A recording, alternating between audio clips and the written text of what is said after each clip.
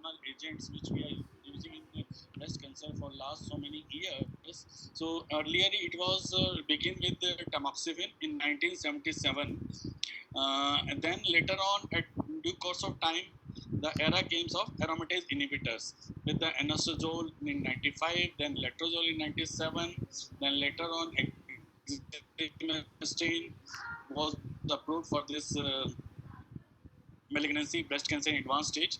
Then came the 2002 fulvestrant.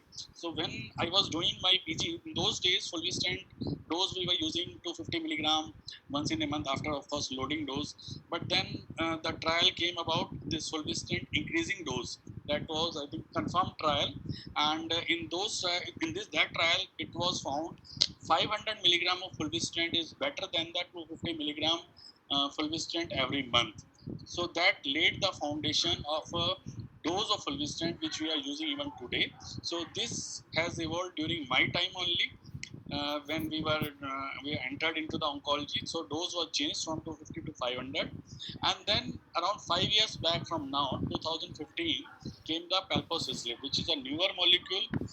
It was combined with letrozole. It was approved in 2015 for MBC subset, and later on in 2017, another CDK4/6 inhibitor was approved. That was ribociclib, and 2019, third molecule of this series was approved. That was abemaciclib, along with letrozole or fulvestrant.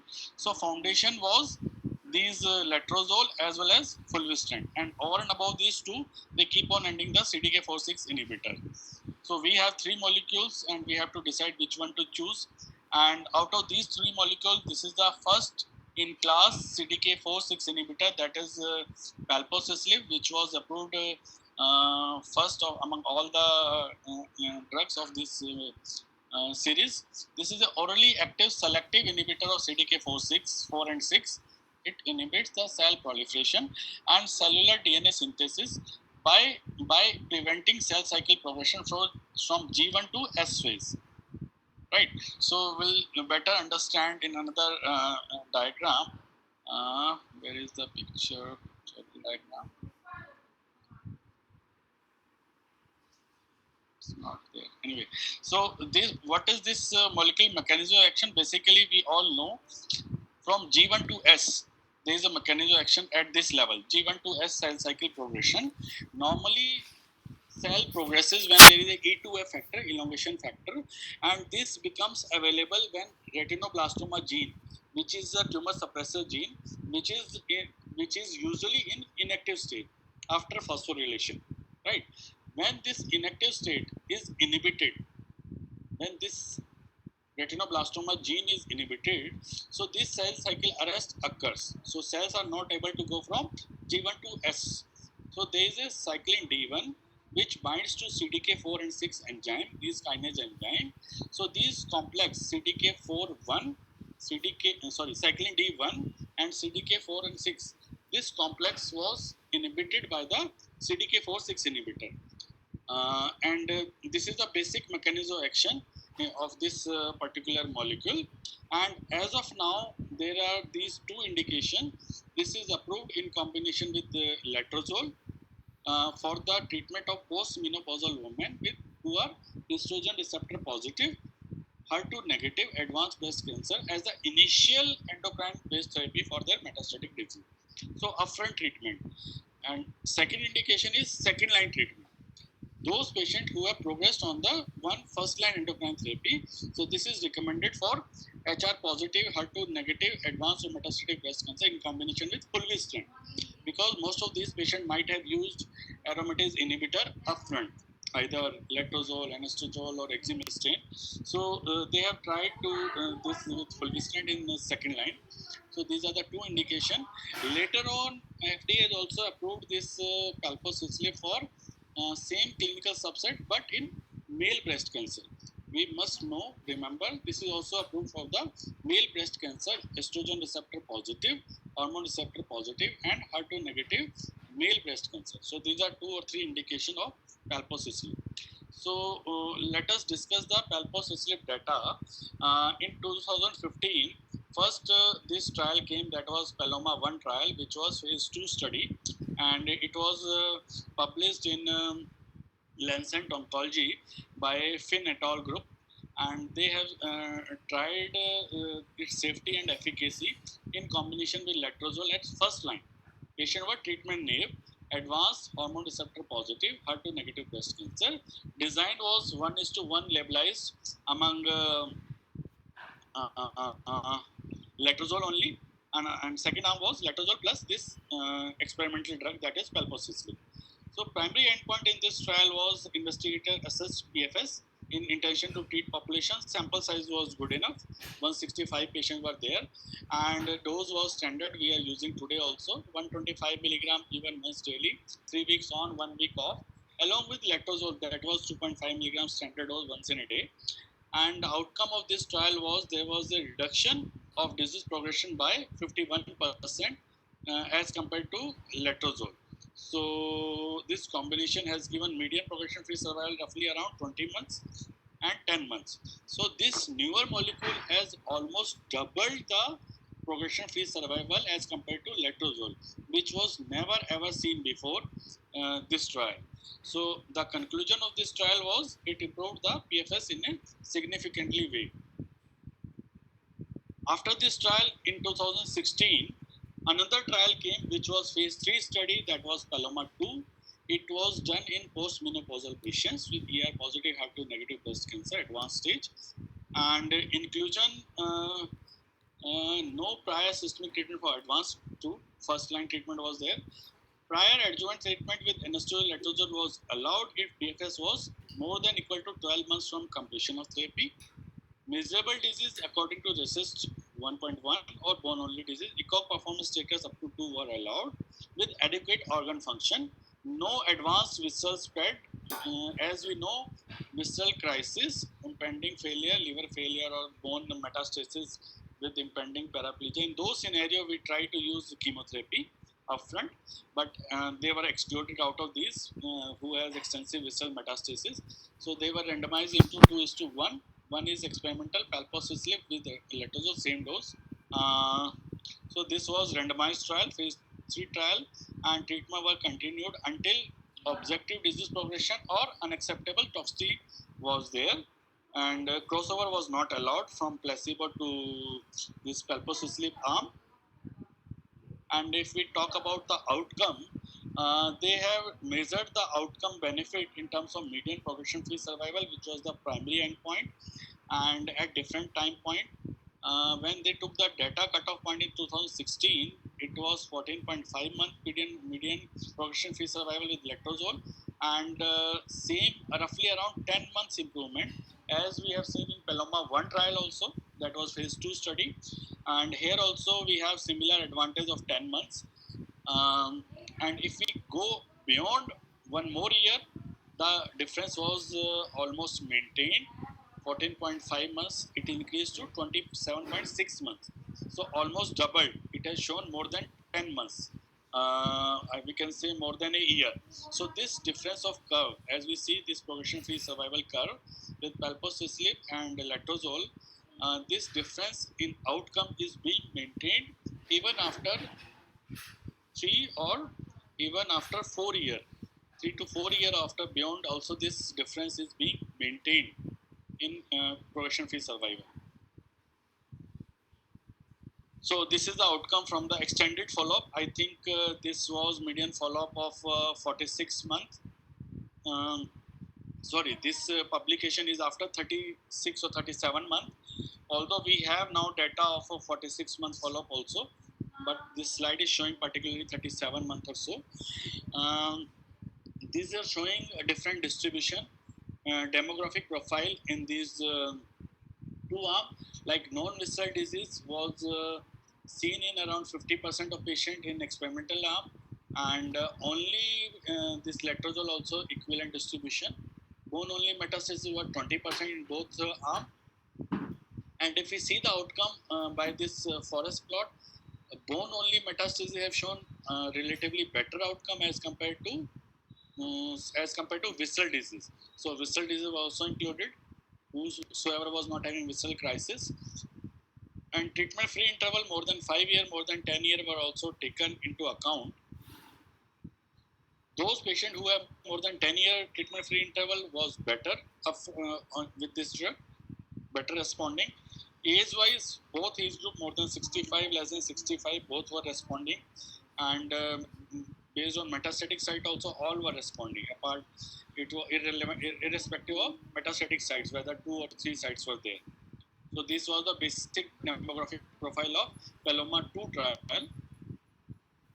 And if you see the outcome, overall response rate, it was 42% in the experimental as compared to 34% in letrozole only arm, and median duration of response was also prolonged, 22%, 22 months as compared to 16 months. Similarly, it was all randomized patients. The patients who have miserable disease, this difference was maintained among 2 subgroups. So after this trial, they concluded, this was the 37 months of follow-up. These combination consistently improved the median progression-free survival. Consistently means every year to year. Initially, they analyzed at first year, second year, third year, and now 42 months data is also there. And it was well tolerated with the most common adverse event being neutropenia, and leukopenia the most common. However, the overall incidence of neutropenic fever was low, around 2% only. Even with long-term follow-up, safety profile remained consistent with the previous observation, and no new safety signal was observed with this combination. So this should be regarded as an important first-line therapy for this particular subset, and it was approved by the US FDA based on this trial. Now we come to the PALOMA-3. For those patients who have already received endocrine therapy in first line, being a metastatic breast cancer, and they progress on that, and then second line option. So this was also phase 3 trial, double blind, involving 44 center all over 17 countries. Another peculiar point in this trial is they have included the premenopausal and perimenopausal patients. This is an important point to highlight over here, and they have taken into account both subset, like those patients who have progressed on prior endocrine therapy on or within 12 months of completion of adjuvant treatment. So this subset fits into the primary endocrine resistance sort of patient. Second subset, on or within 1 month after treatment for MBC. This also fits into the primary endocrine resistance. So these two both point demarcates primary endocrine resistant scenario. So they have taken included into this trial, and less than or equal to 1 prior chemotherapy regimes they must have taken prior to that. Again, 2:1 randomization, 520 adequate number. Stratification was based on visceral metastasis, sensitivity to prior hormone therapy. This was the main point, and pre and perimenopausal were included along with postmenopausal. Same dose of palbociclib. Here difference was fulvestrant. Standard dose, as I discussed earlier, 500 milligram intramuscularly loading dose. Then at 15 days. Then after that, monthly dose of 500 milligram every month without any gap in between, as compared to fulvestrant continuous dose of 500 milligram. So primary endpoint we know that was standard progression-free survival. Secondary endpoint, although they have taken OS and overall response rate along with duration of response. So baseline characteristic was similar as PALOMA-2. They have taken both less than 65 age group or more than 65, although they were less in number, roughly around 25%, more than 65 in both and Asian were 21%. There were more white rather than Asian in this trial. 75 were the Western patients. Pre and perimenopausal were 20% in both experimental and well as placebo arm. And visceral metastasis was 60%, bone only 22%, and others 17%. Disease interval was less than 24 in 18%. Prior therapy, aromatase inhibitor was there in 85% patients, either adjuvant or even in metastatic setting. Prior line of metastatic setting, MBC, they have taken more than 3 line of therapy, even in 11%.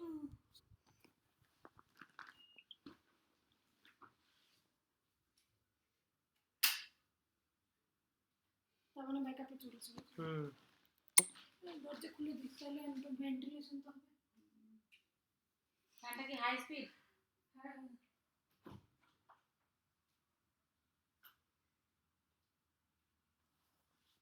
even up to beyond 2 year. So 11.2 in second line as compared to 4.6. And curves we know even around after 18 months, this is still is there, chain maintained. And again, Kaplan-Meier curve of this Palomar through forest plot is showing advantage in both perimenopausal or premenopausal vis-a-vis postmenopausal ladies. So benefit is being maintained in terms of in favor of palposcillin.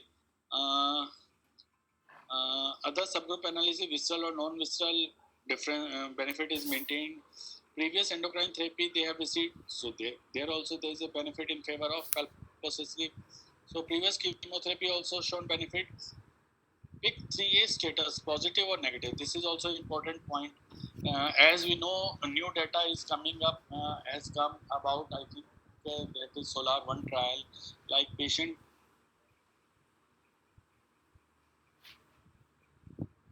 And then we see the advantage of adalasisib, and they have shown outcome like 10 11 months progression-free survival as compared to 6 7 months. So 3 4 months advantage with adalasisib new drug. So we must know this PIK3CA mutation may be present upfront also before starting any palposcillin, any CDK4/6 inhibitor.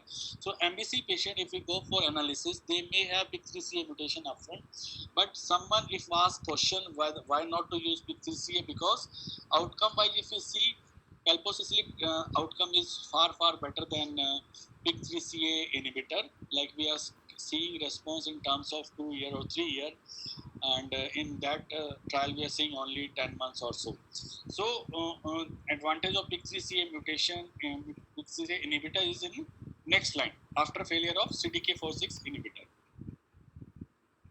So if we talk about response rate, 19% in combination arm, and clinical benefit response 67% as compared to 40% with good hazard ratio, good p-value.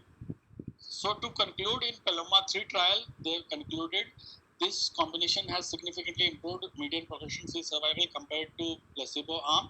So median progression-free survival 11.2 months as compared to 4.6 months. It was well tolerated, and phase 3 double-blind control trial to prove this drug is definitely beneficial. So this is effective treatment option for women who has progressed on prior endocrine therapy. Right. After this approval, they got approval for first line, second line. Then we have various subgroup analysis in the same trial, Paloma 1 or 2, 3. We keep on getting the publication based on some subgroup analysis. So they have analyzed as per the age in Paloma 1 and 2. Even more than 74 in 5 age group, PFS value has not reached. They have shown significant this range also up to 74, 27.5 PFS benefit. So this is being maintained even in higher age group. Paloma 3 age group wise analysis, same. In fact, they are showing better in older age group. Palposcillin plus fulvestrant 16.1 month, 13.61 beyond 75% of age. So someone may have fear even in elderly age group more than 75. There might be more neutropenia. It is not so. Patient are tolerating, and outcome is also better in advanced elderly age group. So after this approval, ribociclib was the first drug, which was the second drug in this class, which got approval in the premenopausal or perimenopausal group. Then Paloma 3, they have analyzed subgroup by the pre and perimenopausal. They have included these group, but they have not analyzed in a separate way. After approval of ribociclib, they analyzed, I believe, and they have come out with this data. This is effective in premenopausal also. So 9.5 months PFS as compared to 5.6. Postmenopausal was 9.1. So this was equivalent with a good hazard ratio 0.50 with quite significant p-value. So this was approved for pre and perimenopausal subset also. Then they analyze the patient-reported outcome, whether quality of life was maintained or not. They have analyzed based on different questionnaire, fact B, fact G, and they have seen quality of life was maintained with this combination arm. Uh, Whether they have taken global quality of life assessment, physical functioning, emotional functioning, cognitive functioning, or social, that was maintained with this combination arm. Now we see the safety data, toxic profile of this drug. As in Paloma 2, they have seen shown that neutropenia was the most common side effect profile along with anemia. Fatigue was also there, nausea was also there in some percent. Uh, Grade 3 and 4, it was 57% and 11% in this combination arm. Howsoever, in actual practice, we are not seeing this much percentage of grade 3 or 4 neutropenia. And stomatitis was not there, rash was not there in this experimental arm. If we talk about Paloma 3 trial, in which they have combined with fulvestrant, anemia was seen, neutropenia, leukopenia was of course was there, 50-60% grade 3 or 10% grade 4, and fatigue was the important side effect profile, grade 1 or 2, 37%. Hot flush, was not there. Arthralgia was not there, and these are the common side effects: neutropenia and anemia and fatigue. So now, how to manage those side effect profiles? Like we know, 50 to 60% patient, even 70% patient may have neutropenia, either grade 1, 2, or 3. So, important point to notice over here, neutropenia in this class of drug is different from the chemotherapy induced neutropenia, because in chemotherapy induced, even non-dividing cells are disturbed, so growth factor support is given in those scenarios. But here in palpocystin induced neutropenia, there is definitely cell cycle arrest from G1 to S in the tumor cells, but there is no death of proliferating neutrophil precursor cells. So recovery of neutropenia is very fast without giving any growth factor support. This is the main important point to highlight. There is no growth factor support is required in this subset. We have seen patient may have even grade 3 or grade 4. They also recover in due course of time without giving growth factor support. And there are different monitoring these package inside of this palpocystic has come, how to monitor for this CBC blood count prior to start of this and beginning of this cycle, because they were worried that neutropenia may be there. Howsoever, they were very tolerable asymptomatic kind of neutropenia. Uh, so day 1, day 15 of first 2 cycle without palpocystic grade 3 neutropenia with fever is there until recovery to less than grade 2 and resume in the next lower dose. Lower dose means 100 milligram daily, and final lower dose was 75 milligram as per the literature. In my practice, I am seeing like around 15-20% patients are being maintained on 100 milligram. In no one patient I have not gone to 75, so roughly around 15-20% patient are maintaining on 100 milligram dose of palpociclib. Then they have analyzed the overall survival data, for which they have gone to the real world analysis. More than 280 cancer clinics, 800 sites, and they have taken 772 patients. Whose patient demographic profile all was almost similar. As well in those trials, Asian patients were again less in these analysis, only 13 patients, 13%. So in this real world data also they have shown PSS was median 19.7, and median of survival was not reached. This was sort of with the first line therapy. And if we see this forest plot was almost similar as was the Paloma 2 trial with the letrozole. And to conclude, this in real world setting, first line treatment with letrozole is more effective than letrozole alone in a heterogeneous population and among various patient subgroup after propensity score matching. It was also found to be important. These data complement the superior clinical efficacy observed with the these inhibitor and randomized clinical trial. So although median overall survival was reached in the letrozole alone subgroup, significant sensing in OS analysis highlight the need for subsequent evaluation with longer follow. So this was a package insert. Important point is this is a capsule is available in 75 milligram, 100 milligram, 125 for dose adjustment. Thank you everyone for patience listening. So this was all about palbociclib and CDK4/6 inhibitor. I would stop here my talk. I think there are a lot of audience or even from the Pfizer side, any question, any statement about all these drugs. Most welcome. Sir, thank you so much for this comprehensive talk, sir. I would request the participants if they have any question, so they can unmute themselves and ask their question if they have.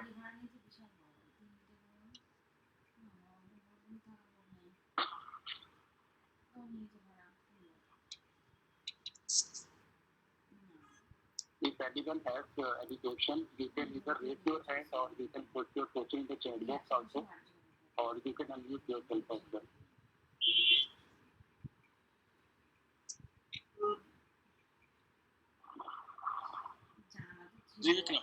Trivikram is speaking something. No. So can anyone tell about the secondary endocrine resistance? What do you mean by secondary endocrine resistance? Anyone can tell in the audience? Ganesh, are you there? Sachin, secondary endocrine resistance. Because after these trials, these Paloma 3 or these, so there was a definition of primary endocrine resistance, secondary endocrine resistance, which was very well defined in one of the ESMO article. And based on that, all the trials are including patients. Primary endocrine resistance, as I said in this one of the Paloma 3 trial also, they have taken primary endocrine resistance means patients who are on metastatic breast cancer and failed first line treatment within 6 months. So this is primary endocrine resistance. Or patients who are on adjuvant treatment, adjuvant hormone treatment, and they have progressed within 12 months of completing the endocrine kit therapy. Third point is that those who have progressed after 2 years of adjuvant treatment, within 2 years of adjuvant treatment, within 2 years of adjuvant endocrine treatment. So this was the 3 points in primary endocrine resistance. In secondary endocrine resistance means beyond this interval, like metastatic breast cancer after 6 months, so we'll label it as a secondary endocrine resistance. In adjuvant after 12 months of completing adjuvant, that is secondary endocrine, primary secondary endocrine resistance. So these were defined in recent ESMO. So another points to add to this presentation is that based on these fascinating data about the CDK4/6 in metastatic settings, trials are going on for the adjuvant trial also for the CDK4/6 inhibitor, and results are yet to come. Like I have come across Penelope B trial, PALAS trial. There are 2 trials which are there in early breast cancer. And apart from this, one more information is there in recent ESCO 2020.